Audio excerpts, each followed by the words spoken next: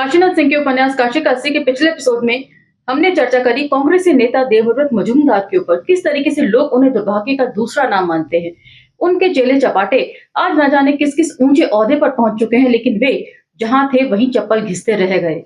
उसके बाद चर्चा का विषय होता है किस तरह कल्याण सिंह मायावती के सपोर्ट से मुख्यमंत्री तो बन जाते हैं, लेकिन बसपा को कंट्रोल करना उनके वश की बात नहीं होती। अंत में चर्चा चलती है मिश्रा जी कहते हैं, ये कौन से वाले मिश्रा जी हैं मैं नहीं जानती, इसमें स्पेसिफिकेशन नहीं है, इसलिए मिश्रा जी कहते हैं कि अब की बार वोट जो है अटल बिहारी वाजपेयी को दिया जाए। वे कनौजिया है तो क्या हुआ, है तो वाहन ही। इसके बाद चर्चा जो है वो जोर शोर से चलती है कि क्या एक ऐसे व्यक्ति को सत्यनारायण की कथा में बिठाया जा सकता है जिसकी पत्नी ना हो, क्योंकि अटल बिहारी वाजपेयी उस क्राइटेरिया में फिट नहीं बैठते। तो पंडित जी बोलते हैं कि नहीं, ऐसे लोग को नहीं बिठाया जा सकता। उस पर लोग कहते हैं कि जो सत्यनारायण की कथा में ना बैठ सकता हो उसे प्रधानमंत्री कैसे बनाया जा सकता है। लेकिन वे प्रधानमंत्री बने भी और आज भी ये क्रम जो है जारी है। एपिसोड हमने यही विराम दिया था, उसको वहीं से पिक करेंगे। तो चलिए मेरे साथ। जय भीम, मैं शालिनी और आप देख रहे हैं अंबेडकर नामा। आज का टॉपिक है 14 फरवरी 98 सुबह और शाम। मतलब ये जो दूसरी कथा है उसका ये चौथा भाग है और आज का ये भाग बहुत इंटरेस्टिंग है। डॉक्टर गया सिंह क्या क्या बोल जाते हैं भंग के नशे में, वो सुनने लायक है। चलिए। चुनाव प्रचार का अंतिम दिन और उस अंतिम दिन की सुबह 9:30 बजे पप्पू की कंदरा में एक अभिभाषण हुआ। कंदरा यहाँ पर व्यंगात्मक शैली में बोला गया है। कंदरा मतलब पप्पू की दुकान। कुछ की समझ से प्रलाप, कुछ की दृष्टि से प्रवचन, मगर सबके विचार से अविस्मरणीय। ये भाषण किसके श्रीमुख से फूटा था ठीक ठीक पता नहीं चल रहा है, क्योंकि उसे सुनने वाले यदि रहे हों तो अपने अपने कार्यालयों में जा चुके थे और शाम ढले तक लौटे न थे। यूं प्रतिभा और प्रभाव के कारण शक की सुई डॉक्टर गया सिंह की ओर जा रही थी। जिस प्रकार सबको मालूम है कि सत्यनारायण की कथा का महात्म्य क्या है और किसी को मालूम नहीं कि आखिर वे कथा क्या है, उसी प्रकार सबको पता था कि डॉक्टर गया सिंह क्या है, वे क्या कहते हैं, इसकी किसी को दिलचस्पी नहीं। लेकिन ऐसा उनके शत्रुओं का मानना है, ज्यादातर यही मानते हैं कि मुंह उनका होता है बोलती सरस्वती है, व्यंग्य है। उनके शत्रु तो उन्हें क्या क्या नहीं कहते, कहते हैं कि वे 80 के सामान्य जनजीवन में एक दुर्घटना है, प्राकृतिक आपदा है, बवंडर है, जैसे कि आंधी, जैसे कि तूफान, जैसे कि पाला। लेकिन ये सभी स्वीकार करते हैं कि डॉक्टर गया सिंह ना हो तो क्या 80 और क्या काशी। उनके गुरु हुए प्रोफेसर सुखदेव सिंह, घृणा के प्रचारक ठाकुर श्रीनाथ सिंह के वंशधर आलोचक, विद इन ब्रैकेट वंशधर को कुछ लोग विषधर भी बोलते हैं। मैंने उनसे एक बार पूछा था, बंधुवर यदि जग बैरी हो जाए तो क्या कर सकता है? बोले, और कुछ करे ना करे, बाल तो बांका कर ही सकता है। मैंने उनके सिर को देखा, साथ में गया सिंह का सिर याद आ गया और याद आई 80 पर बच्चन यादव की दुकान। लस्सी वाले बच्चन की दुकान पर किसी सज्जन ने स्कूटर खड़ा करते हुए कहा, हरिश्चंद्र कॉलेज के लड़के बड़े हरामी हैं यार, क्षमा प्रार्थी हूं। मैं नीचे स्कूटर खड़ा करके एक काम से ऑफिस गया और 10 मिनट बाद लौटा तो पिछली सीट गायब, साले नोच के ले गए इतनी ही देर में। बच्चन ने लस्सी तैयार करते हुए कहा, भाग्य सराही अपना, गया सिंह के सर तो बाल ही नोच कर ले गए साले। मैं मुस्कुराया और बोला, और जो सिर पर बाल ही ना हो तो फिर जग तो कुछ नहीं कर सकता, लेकिन सांड बहुत कुछ कर सकता है, बशर्ते सिर गया सिंह का हो। और फिर उन्होंने एक हादसे का जिक्र किया। अब ये जो हादसा है या घटना का जिक्र है बड़ा इंटरेस्टिंग है। एक बार हम दोनों कमच्छा सट्टी से जा रहे थे रथ यात्रा की ओर पैदल।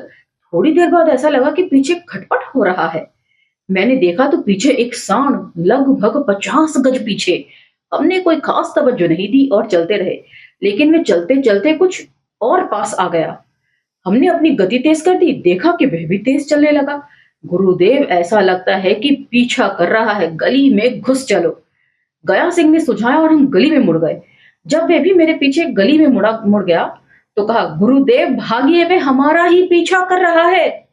हम दौड़ने लगे तो वह भी दौड़ने लगा। भारी कबाहट। जब सांड के हूंफने और सींगों के कौंधने की आवाजें करीब आ गई तो मैं खड़ा हो गया। मैंने कहा, गया, अब मुझसे नहीं दौड़ा जाता। गुरुदेव, चढ़ जाइए सामने डूह पर, दूसरा कोई रास्ता नहीं, गया सिंह ने कहा, और हम एक मलबे पर चढ़ गए।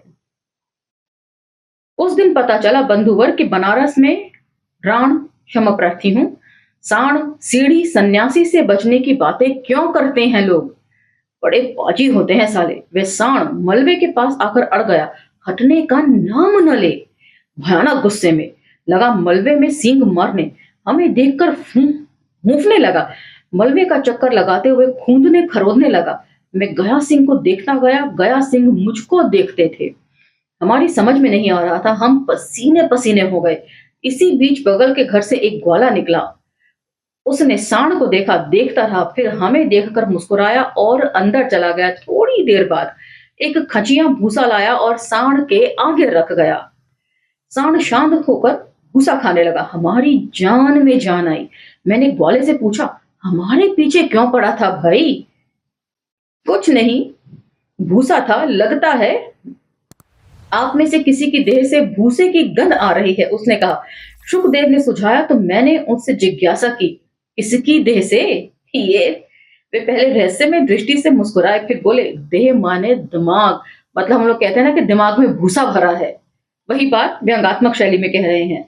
मैं तो उनके कहते ही समझ गया था, लेकिन क्या बोलूं, भूसे की गंध दिमाग से आ रही थी, गया के दिमाग से। मित्रों, यही से पाठ भेद है। मतलब यहीं से गया सिंह इसको दूसरे तरीके से सुनाते हैं। एक ही किस्से को दो लोग दो अलग अलग तरीके से सुना रहे हैं। आप गया सिंह किस तरह इस किस्से को सुनाते हैं वो जानिए। शुकदेव की कथा सुन लिया आपने। डॉक्टर गया सिंह का पाठ दूसरा है। मैं घटनास्थल के बगल वाले मोहल्ले विरदोपुर से लौट रहा था। अपने वकील से सलाह मशवरा करके, साथ नहीं था उनके, छुट्टी का दिन था और शाम हो रही थी कि मोड़ के पास गुरुदेव को देखा। मलबे पर खड़े हुए हाँफ रहे थे। हालत खस्ता थी, पसीने पसीने थे और सिल्क का कुर्ता बदन से चिपक गया था। भगई खुल गई थी। उनकी एक चप्पल उनके हाथ में थी और दूसरी मोरी में। नीचे सांड था और वह मारे गुस्से में डूह की मिट्टी सींगों से खूंद रहा था। ग्वाले को भूसे की सलाह मैंने दी थी, क्योंकि गुरुदेव के खोपड़े के बारे में मुझसे ज्यादा कौन जानता है। उनकी सलाह पर जितने मुकदमे लड़े सब में हारा। मित्रों, फैसला आपको करना है। गुरु और चेला दोनों का सिर एक जैसा है, सफाचट, खलवाट, चमकदार।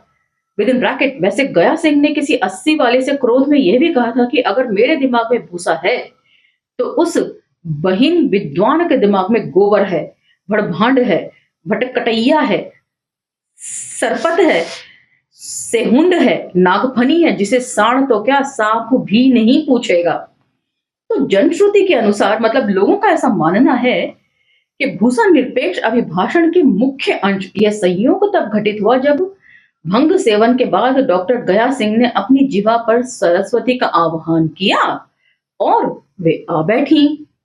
लोग उनके बारे में कहते थे कि मतलब जब गया सिंह भंग के नशे में चले जाते थे तो वह ना जाने क्या क्या अनाप शनाप कहते थे।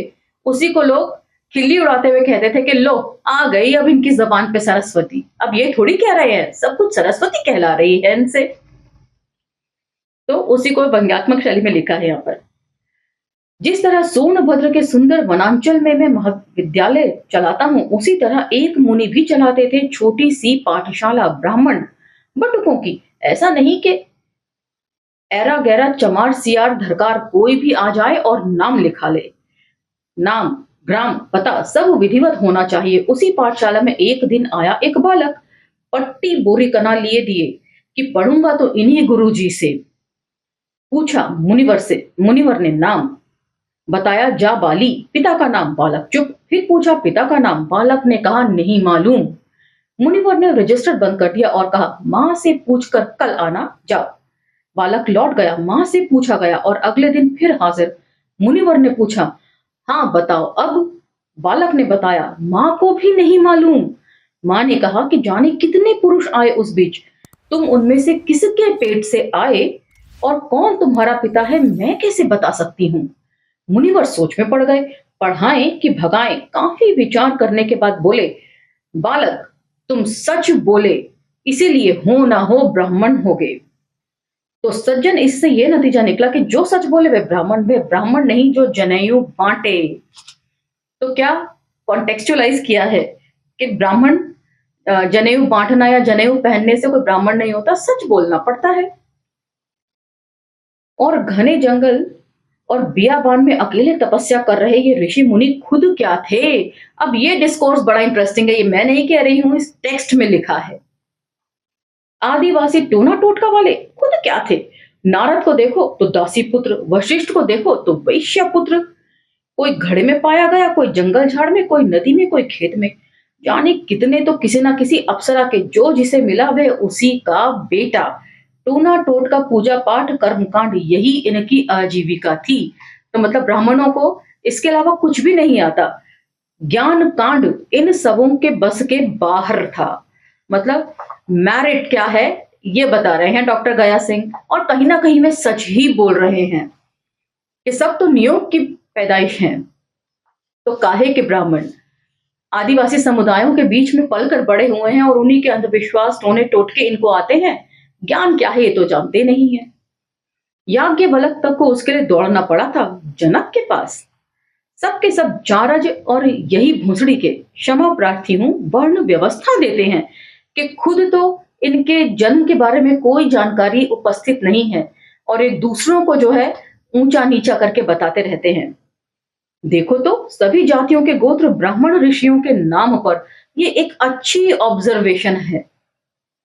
कभी आप कभी गए हों तो सबसे पहले पंडित जी पूछते हैं आपका गोत्र क्या है, और कभी आप नोटिस कीजिएगा कि गोत्र जब लोग बताते हैं तो वो किस ऋषि के नाम का होता है।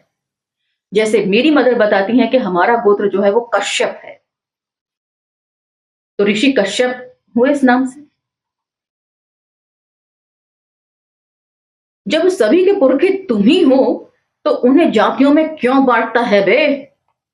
बड़ी अपरंपार माया थी इनकी। जंगल में धूमी रमाए बैठे हैं, मास्टरी भी कर रहे हैं, तपस्या भी कर रहे हैं, और बच्चे की लालसा लिए जो कोई पहुंच रही है उसे बच्चे भी दे रहे हैं। सच तो यह है कि बच्चे की लालसा कहने के लिए है। अरे लकड़ी, डंडा, गोबर, चिपरी, जंगली कंदमूल, फल बीनने और तोड़ने के लिए जा रही होंगी लड़कियां, और धर लेते रहे होंगे सब, और कह दिया संतान के लिए। बड़ी मायावी थे ये सब। इन्हीं बामनों ने सभी क्षत्रियों के हाथों में तलवार पकड़ा दी, धनुष बाण थमा दिया कि जाओ बेटा, तुम्हारा काम युद्ध करना है, तुम्हारे लिए बेटा पैदा करने का काम हमारा है। तुम बाहर देखो, हम अंदर देख रहे हैं। और चूतिए बाबू साहब, क्षमा प्रार्थी हूं, हाथ में धनुष बाण लिए हिरण के पीछे भाग रहे हैं और इधर मौज मस्ती हो रही है।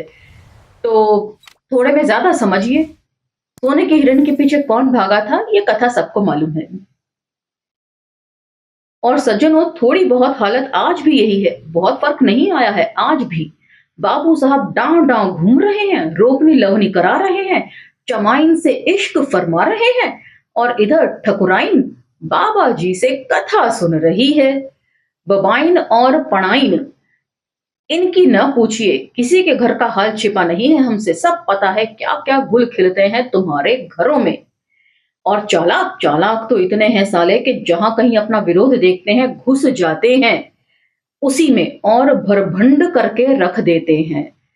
मतलब जब भी देखते हैं कि कोई इनसे नीची जात का ऊपर उठ रहा है तो उसके पीछे लग जाते हैं और उसका सत्यानाश करके ही दम लेते हैं। आगे सुनिए, यही किया बुद्ध के साथ और यहां कर रहे हैं कांची रमवा के साथ। वह मनुवादियों को गरियाता भी है और उन्हीं का पाखंड भी करता है। बहुजन हिताय बहुजन सुखाय से सर्वजन हिताय सर्वजन सुखाय। फर्क आप खुद देख सकते हैं, मुझे कहने की जरूरत नहीं, ये दिखता है। और भूसड़ी के क्षमा प्रार्थी हूं, फूलन ने किन्हा विद इन ब्रैकेट कीड़ा खाया, भंटा की तरह झटक कर फेंक दिया अपने मर्द को, तो हल्ला मचा रहे हो। अच्छा तो बहुत हो चुका, अब चुप रहिए, राजकिशोर ने खड़े खड़े पानी पीते हुए कहा। बाहर जीप खड़ी थी, वे राधे श्याम के साथ भदेही की तैयारी में थे। डॉक्टर गया सिंह की भ्रुकुटी तनी। मैं सज्जनों से बोल रहा हूं, दुर्जनों से नहीं। मतलब भाजपा के जो लोग हैं उनकी विचारधारा क्या है और वो किस विचारधारा को पोषित करते हैं, उन्हें तो बुरा लगेगा ही सच सुन के। अपना रास्ता नाप लो, तुम लोग सियार हो, राजकिशोर बोले। हुआ हुआ कर रहे हो, पहले सिवान में थे, अब शहर में आ गए हो। और तुम, गया सिंह खड़े हो गए, तुम औड़ीहार के कुकुर हो। औड़ीहार स्टेशन देखा है कि नहीं? गाजीपुर जिले वाला, वहीं के कुकुर। जानते हो उनकी खासियत क्या है? जब तक मुसाफिर बाटी चोखा बनाते रहते हैं तब तक 5-10 कुकुर दूर ही कहीं आपस में झांव झांव करते रहते हैं। लेकिन जैसे ही पत्तल बिछ जाते हैं, साले कंधे के पीछे से उछलकर पत्तल पर कूदते हैं और दड़बे में बाटियां दबाकर गायब। फिर सब शांत होकर अपना अपना खाने लगते हैं। वही कुकुर हो तुम साले, सिविल वॉर कराना चाहते हो बनारस में, इस देश में। अगर अहिरा भोसड़ी के दिल्ली के क्षमा प्रार्थी हूं, दिल्ली के मुंह में ना पड़ा होता और समझौता कर लिया होता चमैनिया से, तो कांग्रेस और भाजपा को बीच से चीरते हुए मोर्चा सीधे लाल किला पर पहुंच जाता और टापते रह जाते तुम लोग। तो मेरे ख्याल से यहाँ अहिर से मतलब जो है वो मुलायम सिंह यादव जी से है। बताया लोगों ने कि जब राजकिशोर एंड पार्टी की जीप आंखों से ओझल नहीं हुई तब तक गया सिंह सड़क पर आकर ललकारते रहे। लेकिन ये सुबह की बात है, शाम होते होते सरस्वती किधर चली गई और गया सिंह किधर, ये दूसरे तो क्या खुद गया सिंह नहीं जानते। तो आज का ये एपिसोड हम यहीं विराम देते हैं। आज का ये एपिसोड पूरा का पूरा समर्पित रहा डॉक्टर गया सिंह के नाम। किस किस तरह की बातें वे करते हैं और किस किस तरह से नियोग से पैदा हुई संतानों को भी वो लपेटे में ले लेते हैं। ये एपिसोड आपको कैसा लगा मुझे कमेंट सेक्शन में जरूर बताइएगा। वीडियो पसंद आए तो लाइक शेयर सब्सक्राइब भी कीजिएगा। सोशल मीडिया के अन्य प्लेटफॉर्म्स पर आप हमें फॉलो करना न भूलें। और कोई वीडियो रह जाए तो प्लेलिस्ट में जरूर चेक करें। इसी के साथ मुझे आगे दीजिए, मिलते हैं अगले एपिसोड में। जय भीम, धन्यवाद।